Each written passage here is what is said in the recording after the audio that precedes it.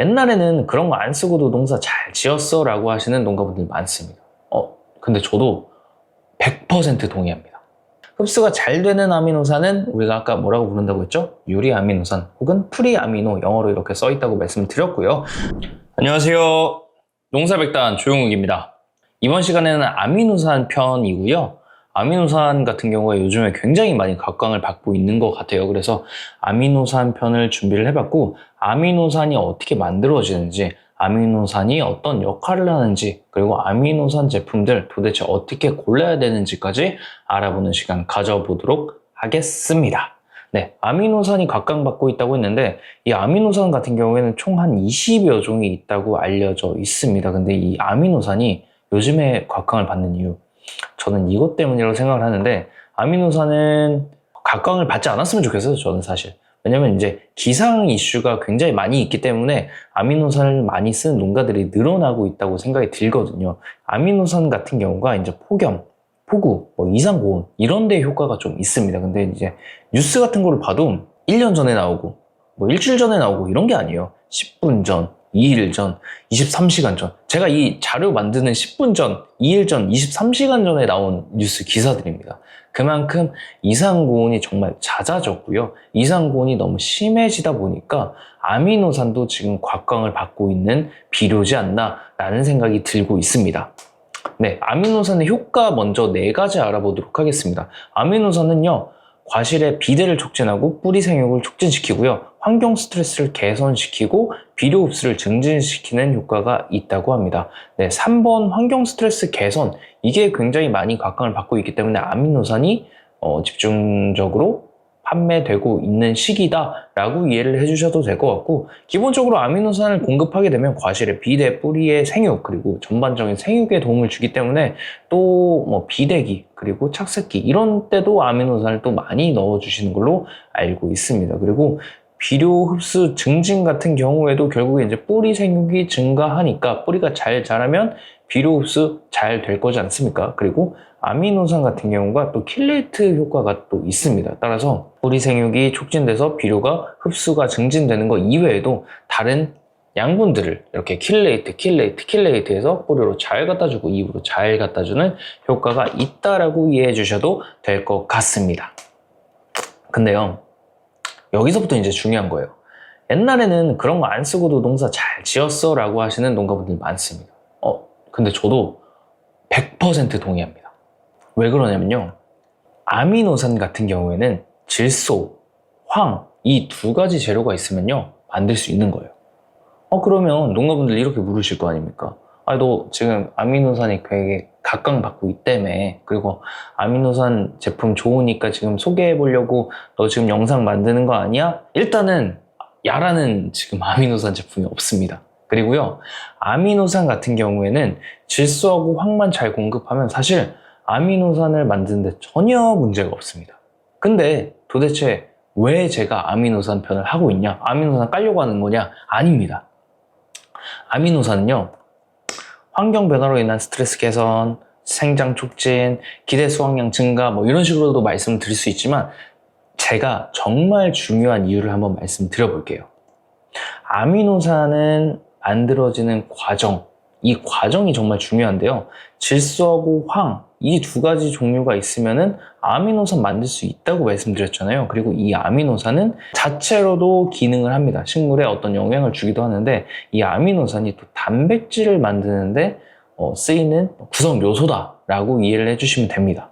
그래서 질소, 황 이런 것들을 공급하면은 식물체에서 에너지랑 시간을 써서 아미노산을 만들고요. 이 아미노산이 짧은 구조의 펩타이드, 긴 구조의 펩타이드, 그리고 거쳐서 이제 단백질 이렇게 합성이 되는 거예요. 근데 아미노산 자체를 넣어주게 되면은 이 과정, 질소, 황이 아미노산으로 변하는 이 과정 없이 바로 아미노산 자체로 활동을 할 수 있고, 그리고 변하고 변해서 단백질로 좀 빠르게 만들어질 수 있는 특징을 가지고 있습니다. 근데 제가 이거를 지금 한 과정으로 이렇게 단축시켜 놔서 그렇지 사실은 이렇게 긴 과정이 필요합니다.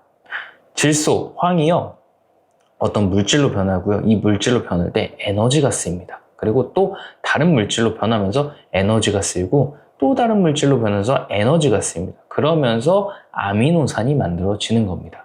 근데 여기서 집중해서 보셔야 되는 게 바로 이겁니다. 아미노산은 언제 준다고요?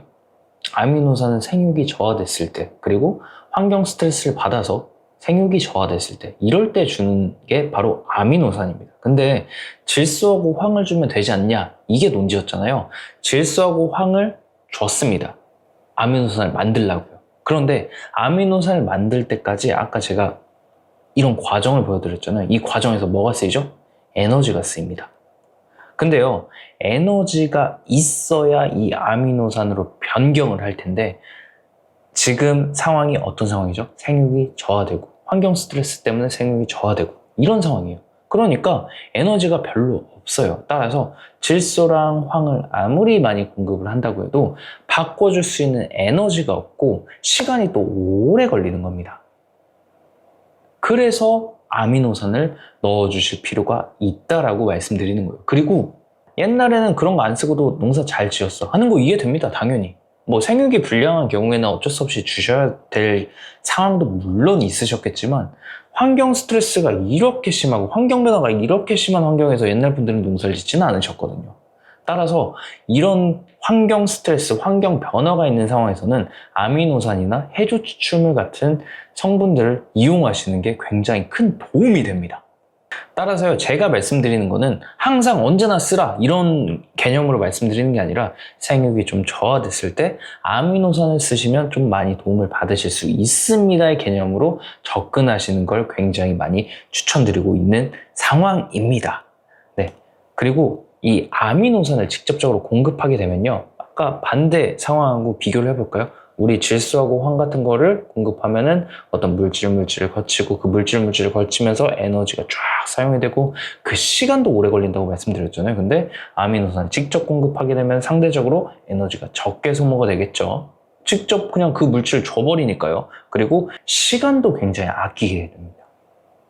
우리는 이제 농가는 돈을 벌어야 되는 사람들이잖아요. 식물을 그냥 키우는 게 아니라.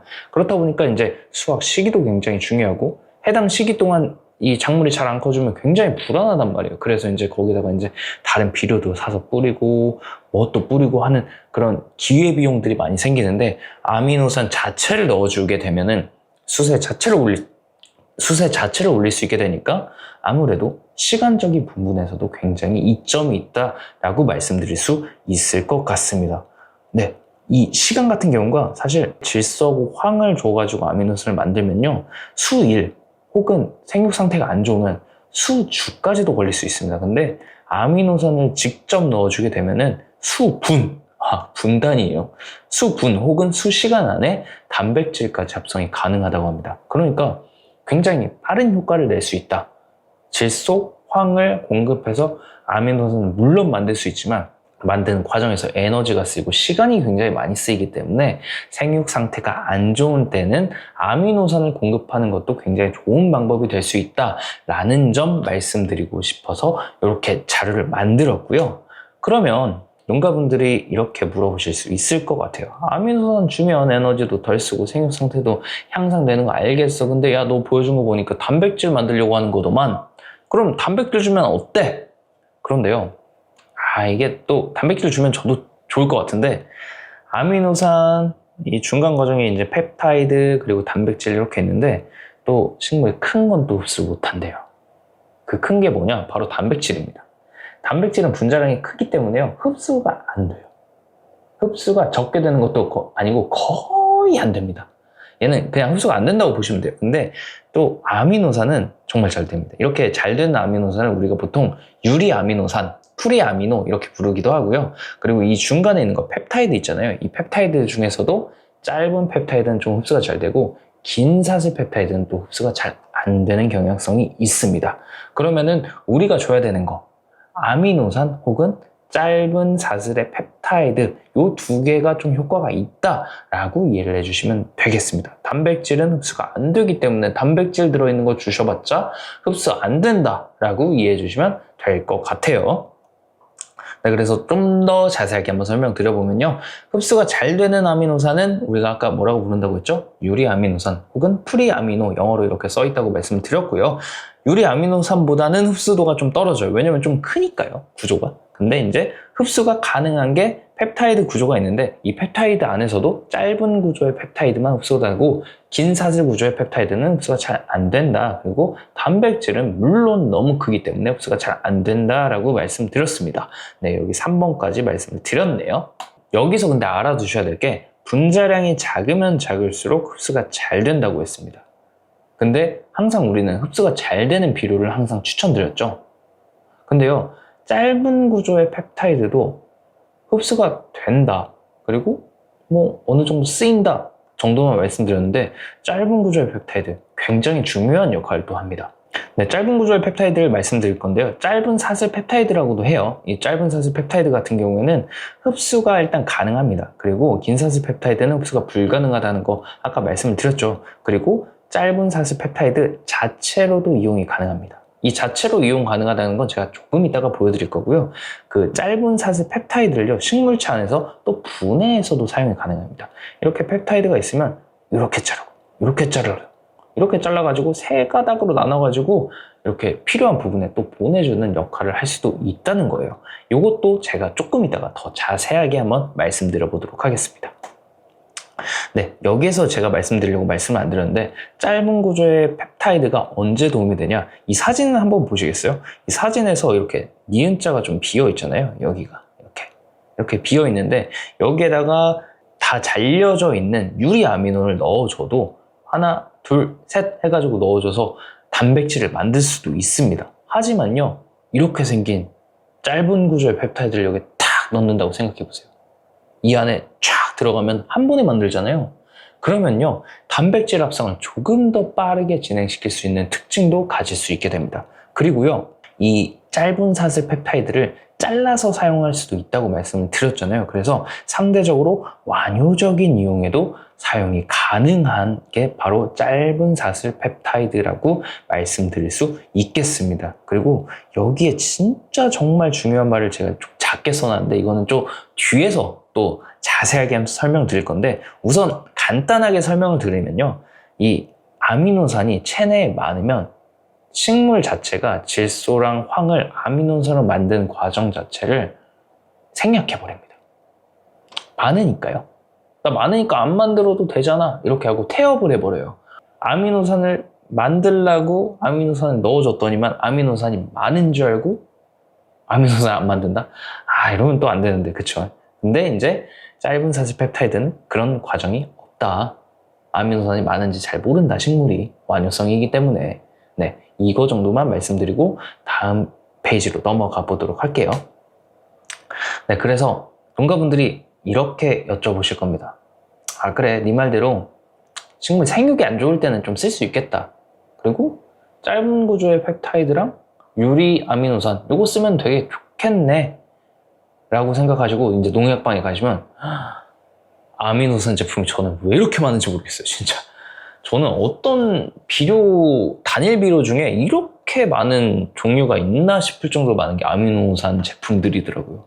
아미노산 제품들이 정말 많습니다. 그러면은 저한테 물어봐요. 그래서 야, 뭐 골라야 돼? 이거는요, 제가 다음 시간에 아미노산 제품 어떻게 골라야 되는지 설명 들어보는 시간 가져보도록 하고요. 이번 시간은 여기서 마무리 짓도록 하겠습니다. 구독, 좋아요, 알림 설정 꼭 부탁드리고요. 다음 시간에 만나 뵙도록 하겠습니다. 지금까지 농사백단의 조용욱이었습니다. 감사합니다.